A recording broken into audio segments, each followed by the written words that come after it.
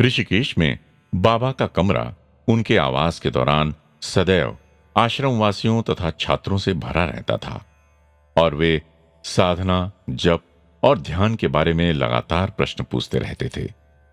अनेक तीर्थयात्रियों ने भी ये जान लिया था कि ऋषिकेश की धरा पर एक नया पावन सुअवसर आया है। प्रतिष्ठित संत श्री सद्दर्शनाचार्य जी भी अपने शिष्यों व छात्रों के साथ 2 बार बाबा के दर्शन हेतु पधारे। आश्रम वासियों ने बाबा से कुछ और समय वहीं ठहरने का आग्रह किया। स्वामी सदानंद जी और स्वामी सच्चिदानंद जी को वहां के लोग बाबा तथा उनके दिव्य जीवन व महिमा के बारे में अधिक से अधिक जानने के लिए घेरे रहते थे। श्री कस्तूरी जी ने लिखा है कि उन्होंने स्वयं स्वामी सदानंद जी को एक बार एक युवा ब्रह्मचारी को उत्तर देते हुए सुना कि बाबा सर्वशक्तिमान हैं। आत्मलोक, प्राणलोक, जीवलोक, इन तीनों में कभी भी किसी भी समय भ्रमण कर उपस्थित रहकर वहां क्या घट रहा है ये बता सकते हैं। उन्होंने शिष्यों को यह भी बताया कि एक दिन बाबा ने चावल के केवल एक दाने को हाथी दांत के दाने में परिवर्तित किया और उसके बाद उस दाने को 108 टुकड़ों में बदल दिया। इस अद्भुत कार्य में एक एक टुकड़ा एक एक हाथी की आकृति में परिवर्तित हो गया था। वस्तुओं को बड़े स्वरूप में देखने वाले आवर्धक लेंस से जब देखा गया तो ये पाया गया कि ये अत्यंत दक्ष कलाकार द्वारा की हुई सूक्ष्म व शानदार शिल्प कला का बेजोड़ नमूना था। बाबा ने 28 जुलाई को स्वामी शिवानंद जी के आश्रम से विदा ली और वे वहां के सन्यासी वृंद की जय जयकार सुनते, मंदहास बिखेरते दिल्ली को लौटे। 30 जुलाई को बाबा ने कार द्वारा मथुरा और वृंदावन के लिए प्रस्थान किया। महाभागवत कथा के दिव्य अमृत की सुगंध से पूरित प्रदेश व पावन यमुना तट पर फिर स्वामी के साथ अर्थात साईं कृष्णा के साथ घूमने के महान भाग्य की प्राप्ति सोचकर सभी भक्तों के मन हर्षित हो रहे थे। दिल्ली से बस अलीगढ़ मार्ग से निकली। मार्ग पुराना था और इसके अलावा सुधार के लिए रास्ते पर चारों ओर रेत बिखरी पड़ी थी। इसी कारण यात्रा में विलंब हुआ। अलीगढ़ के समीप एक छोटी बसाहट में बस खराब होकर रुक गई।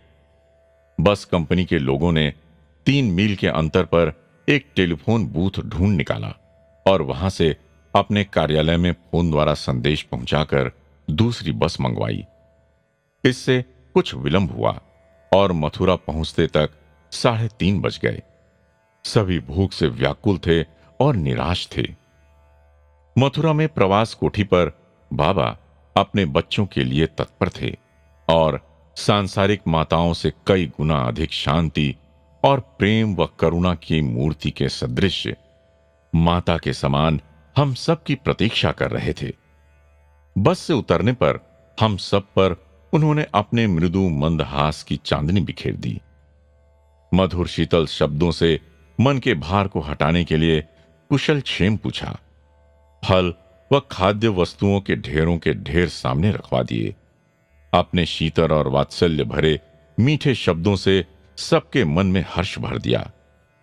बाबा कहने लगे, मेरे आने पर भी उठने की आवश्यकता नहीं, आराम से बैठे रहो।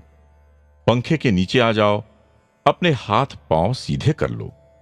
ये शीतल पेय पी लो जो मैंने विशेष तौर पर तुम लोगों के लिए बनवाया है।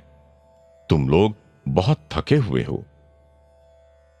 और इन शब्दों ने पुनः एक बार सबको यह अनुभव कराया कि बाबा वास्तव में जगत जननी हैं और सभी अपनी थकान भूलकर एक बार फिर हर्षित हो गए।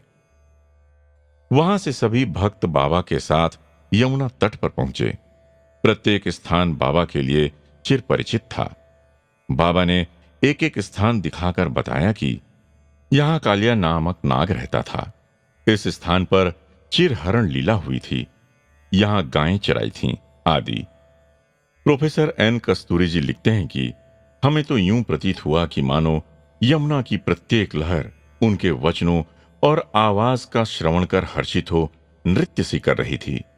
उस गांव की गायें भी उस गोपाल कृष्ण कन्हैया के प्रेम के लिए, उसके कर स्पर्श करने के लिए आतुर दिखाई दी। एक दो स्थानों पर जहां यमुना के किनारे पर जब बाबा खड़े थे, अनेक गायें उसी किनारे पर बाबा के समीप दौड़ी आईं और बाबा के चरण कमल के समीप ही अपना मुंह पानी को लगाया। मुख्य मार्ग से मथुरा की ओर लौटते समय मार्ग के आसपास अनगिनत मंदिर दिखाई दिए। अचानक बाबा राधे श्याम के एक मंदिर में प्रवेश कर गए। उस मंदिर के सामने रासलीला के आयोजन की तैयारियां हो रही थीं।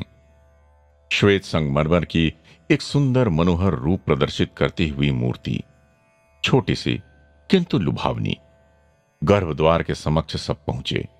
उसी समय वहां एकाएक प्रकाश चला गया और चारों ओर अंधेरा छा गया। तब बाबा बोले, चिंता मत करो, राधे श्याम की इस मूर्ति को हम अपने साथ ले चलते हैं। वहां तुम सब आनंद से भजन करना। उस अंधेरे में ही गर्भागार के द्वार के समीप ही 2-3 बार बाबा ने हाथ घुमाया। तब अंदर के विग्रह जैसा ही उसी शिल्प कलाकृति की प्रतिकृति के रूप में एक छोटा नमूना, एक चांदी का चमकता हुआ विग्रह बाबा के हाथों में आया। राधे श्याम अर्थात प्रकृति पुरुष या जड़ चेतन, इस प्रकार वेदांतियों के गुणार्थ को स्पष्ट करती हुई वो मूर्ति सृजित हुई हमारे बाबा के दिव्य हस्त से। उस मूर्ति को दिल्ली जाकर भक्त समूह के समक्ष अलंकृत कर भजन के समय स्थापित किया गया और अंत में दिल्ली के एक भक्त को वो मूर्ति देकर उसे बाबा ने आशीर्वाद दिया। साईं राम।